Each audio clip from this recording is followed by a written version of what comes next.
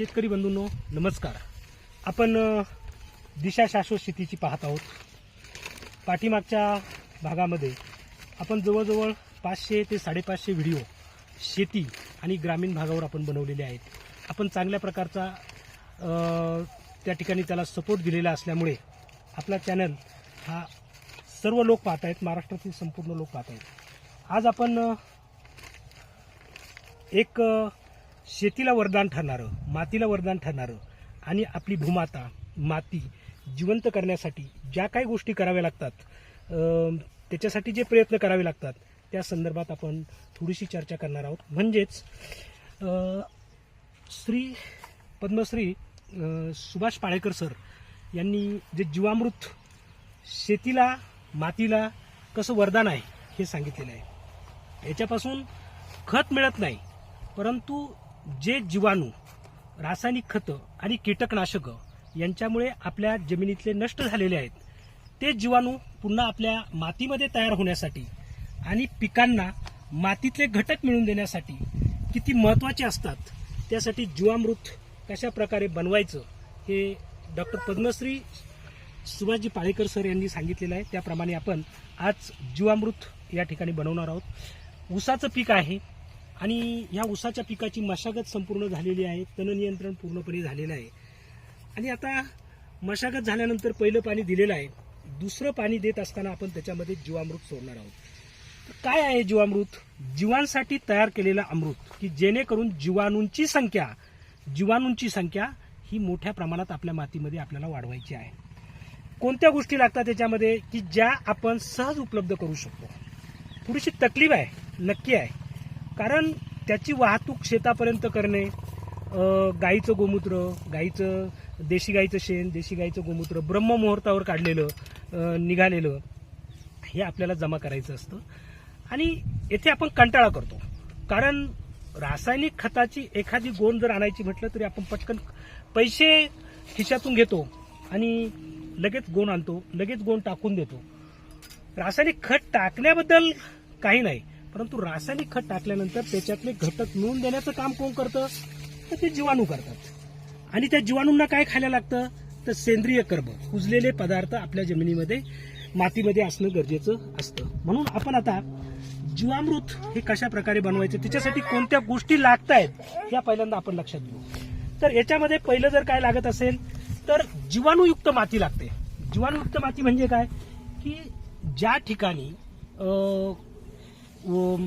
मारण आहे किंवा ज्या ठिकाणी कोणत्याही प्रकारचं कीटकनाशक फवारलं गेलेलं नाहीये, तणनाशक फवारलं गेलेलं नाही, ज्या ठिकाणी कोणतंही रासायनिक खत टाकलेलं नाही, त्यातले जीवाणू जसेच्या तसे आहेत, हजारो लाखो वर्षापासून जे चालत आलेले आहेत, की ते जीवाणू आपली माती सुपीक ठेवण्याचं काम करतात. तर अशा प्रकारची माती या ठिकाणी आपण आणलेली आहे, की तिथे कोणत्याही प्रकारचे कीटकनाशक, तणनाशक आणि फर्टिलायझर म्हणजे रासायनिक खतं टाकलेली नाहीत. अशा प्रकारची माती आपण आणलेली आहे.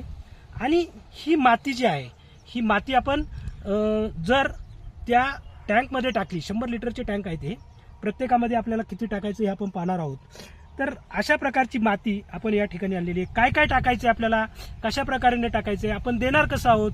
आपली फ्लड सिस्टीम आहे, फ्लड सिस्टीमने आपल्याला पाणी द्यायचं आहे. या ठिकाणी बारा आहे, बाऱ्यातून पाणी इथं पडणार आहे. हा जो कॉक आहे, ह्या कॉकद्वारे आपण बरोबर रेग्युलर करून पाटाद्वारे आपण सोडून देणार आहोत. इथून इकडे 1.5 एकर क्षेत्र आहे. 1.5 एकरासाठी आपल्याला 200 लिटरचा ड्रम पुरेसा होतो. परंतु जास्तीचं जरी दिलं तरी काही हरकत नाही, त्याचे काही वेगळे परिणाम होत नाहीत. उलट जितकं जास्त देऊ तितकं चांगलं आहे. प्रत्येक पाण्याला एक जीवामृताचा टँक आपल्याला त्या ठिकाणी द्यायचा आहे, की जेणेकरून जीवाणूंची संख्या आपल्या जमिनीमध्ये वाढणार आहे आणि जमिनीमध्ये जैविकता प्राप्त होणार आहे, सुपीकता प्राप्त होणार आहे आणि आपलं पीक अत्यंत चांगल्या प्रकारे येणार आहे. तर काय घेतलेलं आहे आपण याच्यामध्ये? 100 लिटर जे पाणी आहे, ह्या 100 लिटर पाण्यासाठी आपण 1 किलो डाळीचं पीठ घेतलेलं आहे. पहा कोणती डाळ आहे याच्यामध्ये हरभऱ्याची डाळ घेतली होती, तुरीची डाळ घेतली होती आणि याच्यामध्ये आपलं चवळीची डाळ घेतली होती. चवळीची डाळ सर्वात श्रेष्ठ, त्या पाठीमागे तुरीच्या डाळीचा नंबर लागतो आणि त्या पाठीमागे हरभऱ्याचा, कारण सगळ्यात जास्त पॉवर ही चवळीमध्ये आहे. त्याच्यानंतर तुरीमध्ये आहे, नंतर हरभऱ्यामध्ये आहे. अशा प्रकारची ही 1 किलो मोजून डाळ आपण या ठिकाणी घेतलेली आहे. आता याच्यामध्ये काय टाकलंय, हे एक फडकं आहे, याची आपल्याला पुरचुंडी बांधायची जेणेकरून याच्यातून ते गुंतणार नाही. नंतर आपण ज्यावेळेला सोडणार आहोत त्यावेळेला ते गुंतणार नाही. तर 1 किलो डाळ घेतलेली आहे आणि 1 मूठभरच ही जैविक माती आपण याच्यामध्ये टाकलेली आहे. पहा, आता याच्यामध्ये अजून आपल्याला काय टाकायचंय, आपण देशी गाईचं शेण घ्या. देशी गाईचं शेण हे पहा, हे देशी गाईचं शेण आहे. आता आपल्याला पहिला हा टँक तयार करायचा आहे किंवा हा बॅरल आपल्याला तयार करायचा आहे. याच्यात टाकायचं हे चुकीचं आहे. हे कुठं टाकायचंय, आपल्याला याच्यामध्ये टाकायचंय. याच्यामध्ये आपल्याला टाकायचंय कारण आता मी अनावधानाने 1 मूठ त्याच्यामध्ये टाकली, ते चुकीचं आहे. आपल्याला काय करायचंय, याच्यामध्ये हे एका फडक्यामध्ये बांधून आपल्याला हे ठेवायचं आहे. हे का, तर याच्यामध्ये असणारे जे कण आहेत हे याच्यात गुंतू नये आणि आपला कॉक बंद राहू नये म्हणून आपण हे याच्यामध्ये बांधलेलं आहे. आता ह्या 3 गोष्टी आपण घेतलेल्या आहेत, बरोबर आहे. 3 गोष्टी आपण याच्यामध्ये घेतलेल्या आहेत. पहा, अशा प्रकारे आपल्याला हे बांधायचं आहे. याची पुरचुंडी बांधूया आपण एक. ही पुरचुंडी बांधल्यानंतर आपल्याला हे टांगून ठेवायचंय, त्याच्यामध्ये टांगून ठेवायचं आहे आपल्याला.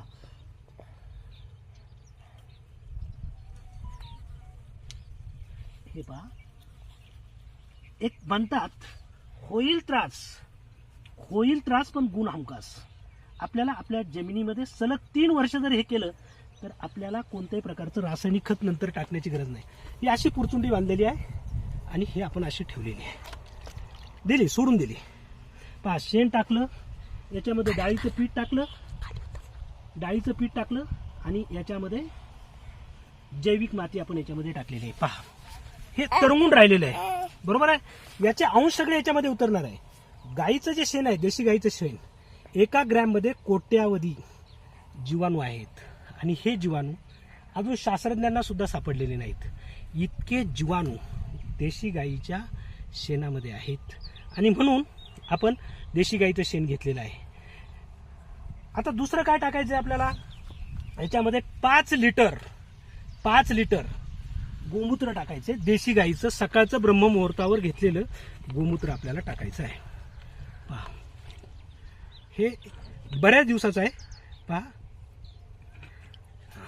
बऱ्याच दिवसाचं देशी गाईचं सकाळच्या प्रहरी घेतलेलं 5 लिटर गोमूत्र आपण याच्यात टाकले. 5 किलो शेण टाकले, 5 किलो देशी गाईचं गोमूत्र टाकले, 1 मूठभर माती टाकली, 1 किलो डाळीचं पीठ टाकलेलं आहे.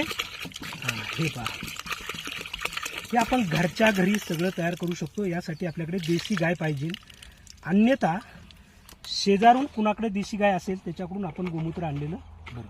आता हे 5 लिटर आपण टाकलेले. अजून काय टाकायचे आपल्याला, अजून याच्यामध्ये देशी गाईच्या दुधापासून बनवलेलं काय आहे, ताक आहे.